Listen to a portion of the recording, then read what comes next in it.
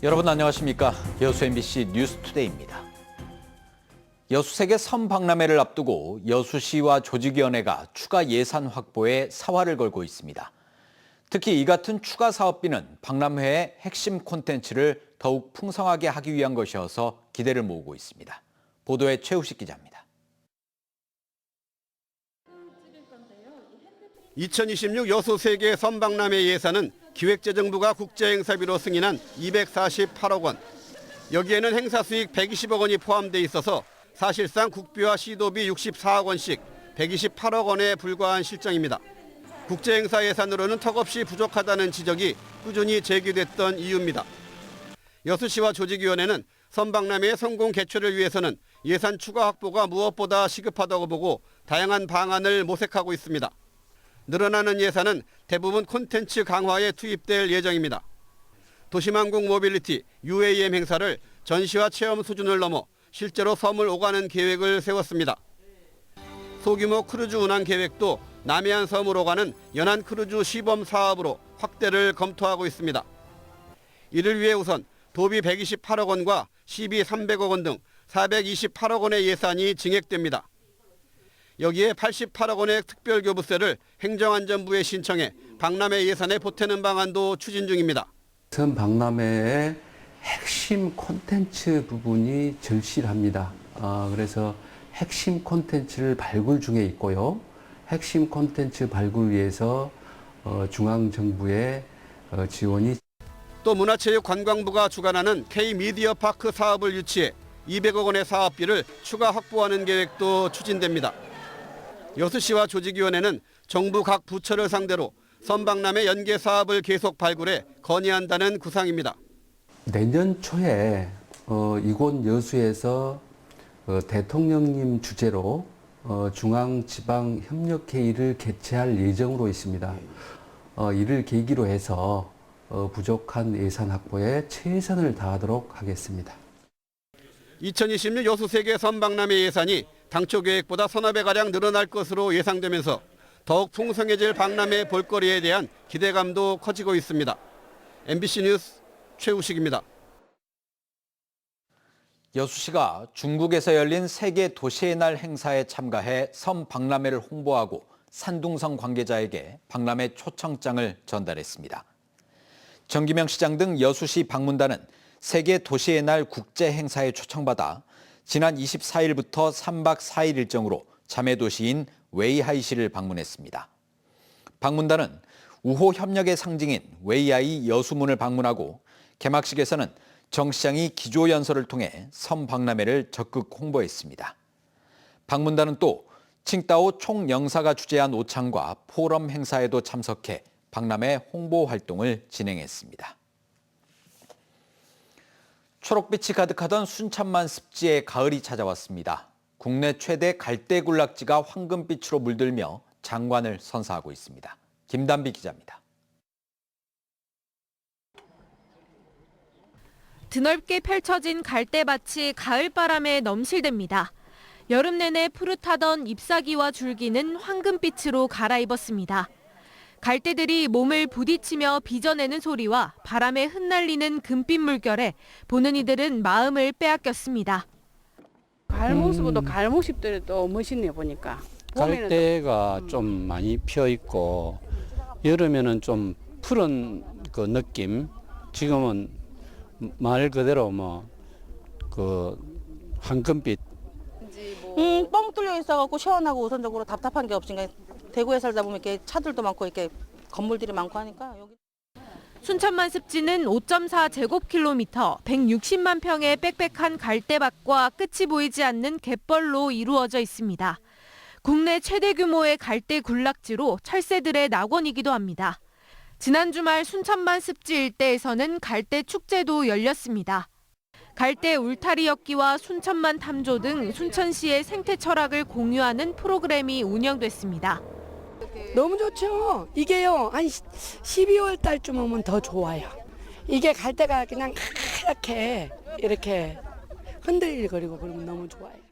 가을의 운치가 더해가고 있는 순천만 갈대밭은 다음 달까지 장관을 이룰 전망입니다. MBC 뉴스 김담희입니다. 네, 반면 한평에서는 가을꽃이 피지 않아 국화축제에 비상이 걸렸습니다. 축제 중반이 지났지만 행사장 곳곳에 여전히 초록빛이 감돌고 있습니다. 서희령 기자입니다. 형형색색의 활짝 핀 국화로 가득 찬 정원. 지난 2004년 첫 개최 이후 이 같은 1000만 송이 국화꽃을 만나기 위해 매년 20만 명의 나들이객이 한평을 찾고 있습니다. 그런데 올해는 개막 일주일이 지났는데도 여전히 군데군데 초록빛이 눈에 띕니다. 축제 대표 조형물 희망의 꽃탑입니다. 4,500송이 국화가 화려한 자태를 자랑해야 하지만 올해는 아직 이렇게 초록색 풀만 무성한 상태입니다.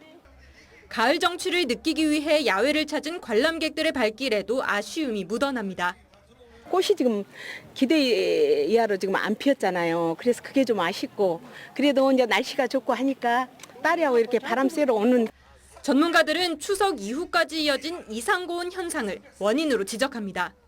근데 야간 온도가 30도가 넘어가게 돼버리면은 꽃눈 분화의 반응이 느립니다. 한마디로 국화가 아직 여름인지 착각하고 있다는 거예요. 개화 시기가 보름가량 빠른 조생종 화단국화를 개발하고 매년 직접 길러 축제에 보급할 정도로 국향대전에 정성을 들여온 지자체도 당황스럽긴 마찬가지. 축제 개막 8일차 기준 개화율이 절반을 겨우 넘긴 상황에서 다행히 밤낮의 온도차가 10도 이상 크게 벌어지고 있어 그나마 가슴을 쓸어내리고 있습니다. 지금 전망하기는 이번 주 화요일경이나 국화가 만개할 예정이로 11월 3일 그 주에 오시면은 국화가 풍성하게 보일 수 있을 겁니다. 또 국화가 늦게 피어난 만큼 11월 말까지 꽃을 피울 것으로 보여 다음 달 25일부터 진행될 비축제 야간 개장의 현 국화 조형물들을 활용하는 등 대책 마련에 나섰습니다. MBC 뉴스 서희령입니다.